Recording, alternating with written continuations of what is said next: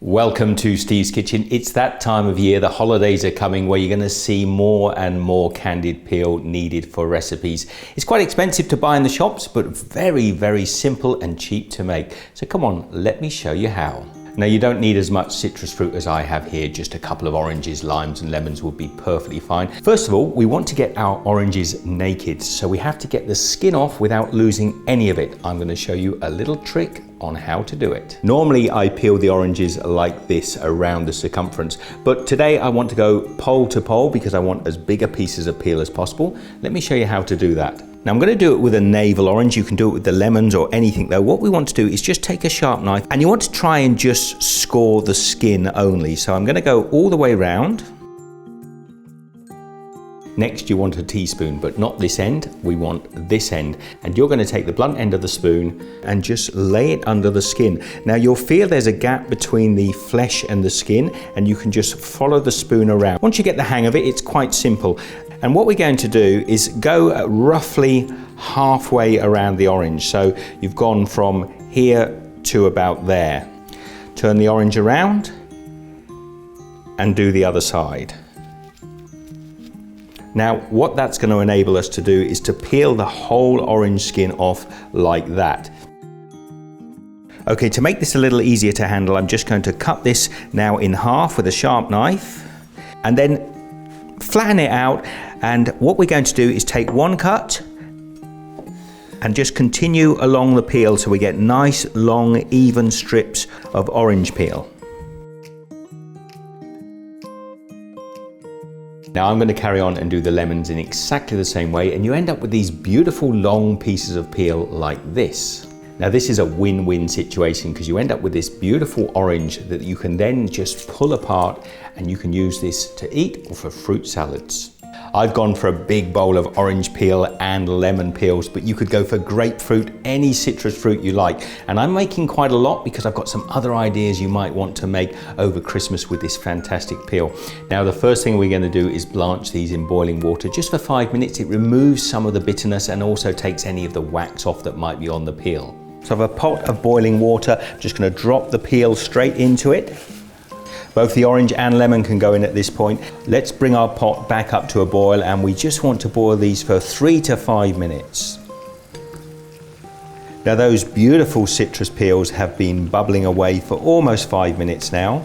So I'm just going to turn the heat off. We'll take these off the stove, and I don't want to keep this water now, so I'm just going to strain it off.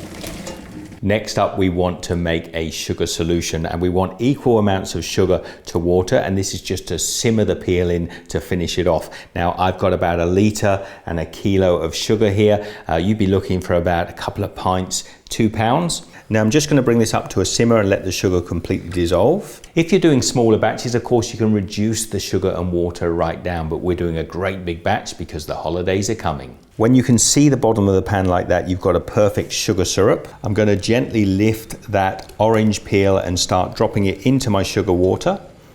So bring the syrup back up to a boil, then we want to turn the heat right down for about an hour, maybe a little bit longer, and we're going to let it simmer fairly aggressively, but keep an eye on it. We don't want it to boil over, and those orange peels should become a little bit translucent. Now it's been about an hour and you can see the orange peel has become fairly translucent. Most of the water has evaporated. I'm going to turn the heat off now, and whilst the syrup cools down, we'll leave this orange peel in there for a little while and it'll just continue to cook through a little bit more. Once the syrup has cooled down a little bit, what I want to do is gently take these pieces of peel out, and we're just going to lay these out to cool down on a cooling rack and let some of the sugar drip off. Now there are a couple of different ways that you can deal with the peel. Now you can let it dry here on the tray and then roll it over in sugar. What I like to do is just warm an oven, and warm, I'm looking about 80 degrees Celsius, 175 Fahrenheit, and I just pop these in for about an hour or so until the candied peel has become lovely and firm. I don't really want it coated in extra sugar, and that's the way I like to use it when I'm baking. Now if you have an oven that doesn't go down to those low temperatures, you can just turn it on until it gets a little bit hot, then turn it off, leave the light on, and just let the candied peel dry out. My peel has been in the oven for an hour and it's just dehydrated a little bit. Just come in and look how beautiful this is. Just the tiniest bit sticky. This is supple, beautiful and perfect. Now, as I say, some people roll it in sugar. I'm not going to do that because I want this for some great recipes, particularly my Italian panettone that we'll be making just before Christmas. So look out for that video. And also these are great if you just dip them in a little bit of chocolate and set them, and you can make little gift boxes up. They taste fantastic. Now I should just say a lot of recipes take the pith off of the candied peel. Don't do it. It's so good once it's been candied. Just look at this. It's soft, it's buttery, it's citrusy.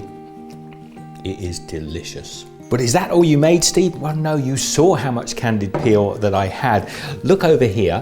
Here is the rest of that beautiful candied peel on a plate. I've got loads of it, and some that I've diced up, which is going to go in that panettone we spoke of. So for the smallest amount of money and a little bit of effort, you've got this great big bunch of candied peel that would cost a fortune in the shops, and you've made it with something you normally throw away.